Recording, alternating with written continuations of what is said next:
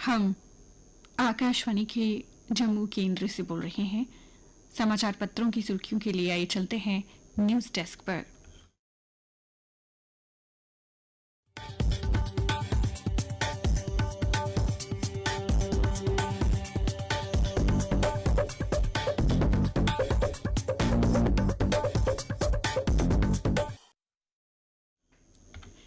नमस्कार। सबसे पहले मुख्य समाचार। धार्मिक यात्राएं मन की शुद्धि का माध्यम, कहा प्रधानमंत्री नरेंद्र मोदी ने। प्रधानमंत्री नरेंद्र मोदी ने कल मन की बात कार्यक्रम में धार्मिक यात्राओं को मन की शुद्धि का माध्यम बताते हुए अमरनाथ यात्रा का जिक्र किया। कार्यक्रम मन की बात में प्रधानमंत्री नरेंद्र मोदी ने अमरनाथ यात्रियों को दी शुभकामनाएं। साथ ही साथ यात्रियों के साथ तस्वीर भी साझा की और कहा कि धार्मिक यात्राएं शरीर के अनुशासन, मन की शुद्धि, आपसी प्रेम और भाईचारे और प्रभु से जुड़ने का माध्यम होती हैं। आतंकवाद पीड़ितों को मिलेगी नौकरी, कहा उपराज्यपाल मनोज सिन्हा ने। आतंकवाद की त्रासदी में अपनों की गंवाने वाले परिवारों के लिए उपराज्यपाल मनोज सिन्हा ने कल कई बड़ी घोषणाएं की। उन्होंने आतंकवाद समर्थकों और अलगाववादियों के कब्जे से उनकी जमीन मुक्त कराने का भी भरोसा दिलाया। नौकरी के हकदार लोग 1 महीने में अपने दस्तावेज उपायुक्त के यहां पेश करें। वे बोले, जो सरकारी नौकरी के हकदार हैं वे अपने वैध दस्तावेज संबंधित डीसी के यहां प्रस्तुत करें। 1 महीने में नियुक्ति की प्रक्रिया शुरू होने के साथ ही वित्तीय सहायता भी मिलेगी।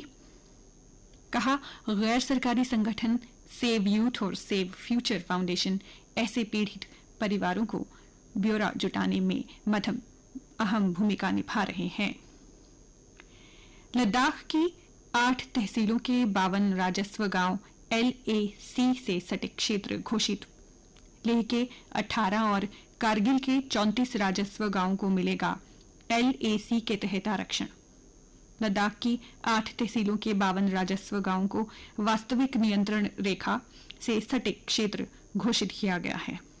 LAC से सटे क्षेत्रों के निवासियों के लिए 4% आरक्षण। लद्दाख आरक्षण संशोधन नियम 2025 के अनुसार LAC से सटे क्षेत्रों के निवासियों के लिए 4% आरक्षण का प्रावधान किया गया है। अनुसूचित जाति के लिए 1%, अनुसूचित जनजाति के लिए 80%, जबकि आर्थिक रूप से कमजोर वर्ग के लिए 10% आरक्षण की व्यवस्था की गई है। इसी प्रकार पूर्व सैनिकों के लिए 6% क्षैतिज आरक्षण और दिव्यांगों के लिए 4% आरक्षण का प्रावधान किया गया है। श्रद्धालुओं के आवागमन के लिए फुटओवर ब्रिज का उपराज्यपाल ने किया उद्घाटन। उन्होंने डॉक्टरों और चिकित्सा टीम से तैयारियों के बारे में ली जानकारी। अब 1 जुलाई से शुरू होगी तवी आरती, जो कि अमरनाथ यात्रा के समापन तक जारी रहेगी। केंद्रीय गृह मंत्री अमित शाह ने माओवादियों से किसी भी तरह की बातचीत की संभावना से इनकार करते हुए कहा कि प्रतिबंधित संगठन के सदस्यों को हथियार छोड़ देने चाहिए, पुलिस के सामने आत्मसमर्पण कर देना चाहिए और मुख्य धारा में शामिल हो जाना चाहिए।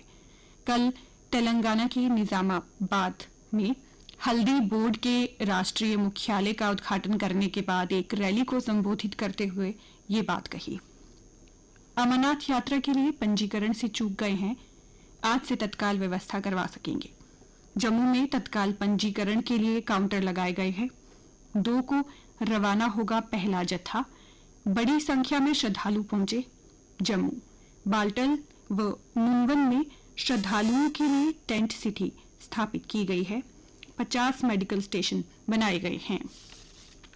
कार्मिक लोक शिकायत, कानून और न्याय संबंधी संसदीय समिति ने गुलमर्ग का दौरा किया और उप सुविधाओं, लोक शिकायतों और निवारण प्रणाली की समीक्षा की।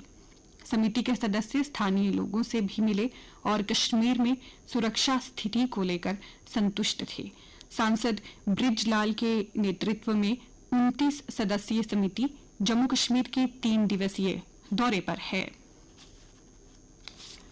कल से महंगा होगा रेल टिकट। एटीएम से निकासी व क्रेडिट कार्ड पर ज्यादा शुल्क। कई बदलावों से नागरिकों की जेब पर भी पड़ेगा असर। रेलवे से लंबी दूरी का सफर करना होगा महंगा। बिना आधार अब नहीं मिलेगा तत्काल टिकट। पैन कार्ड आवेदन के लिए आधार है जरूरी।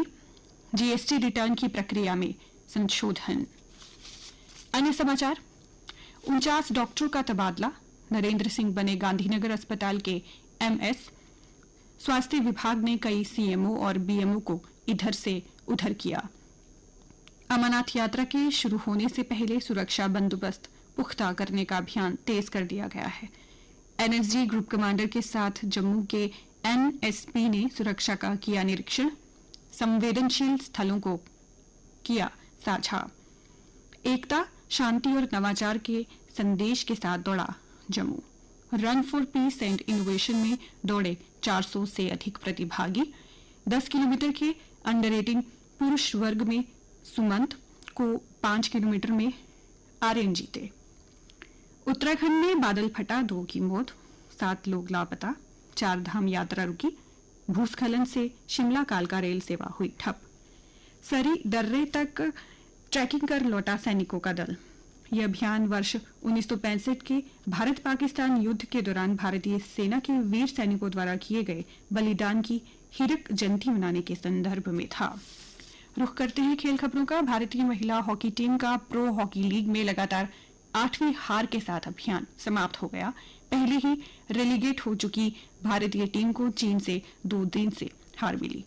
तन्वी और आयुष यूएस ओपन बैडमिंटन के फाइनल में पहुंचे। महिला एकल वर्ग में 16 वर्षीय तन्वी शर्मा ने सेमीफाइनल में यूक्रेन की 7वीं वरीयता प्राप्त खिलाड़ी पोलिना बोरोवा को सीधे गेमों में 21-14, 21-16 से पराजित किया।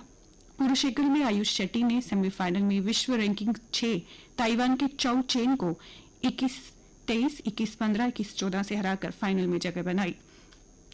चेल्सी को 4 घंटे में मिली जीत। अंतिम 8 में हुआ प्रवेश। क्लब विश्व कप में इंग्लिश क्लब चेल्सी ने पुर्तगाल की टीम बेनफिका को 4-1 से हराकर अंतिम 8 में जगह बनाई। चयन ट्रायल्स में शीर्ष पर रहे सुरुचि, सम्राट और नीरज।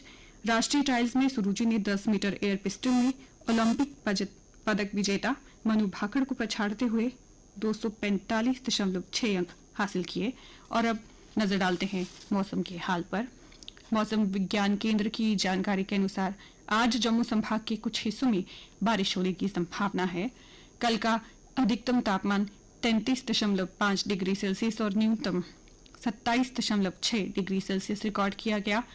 आज सूर्यास्त 7:44 पर होगा और कल सूर्योदय 5:29 पर होगा।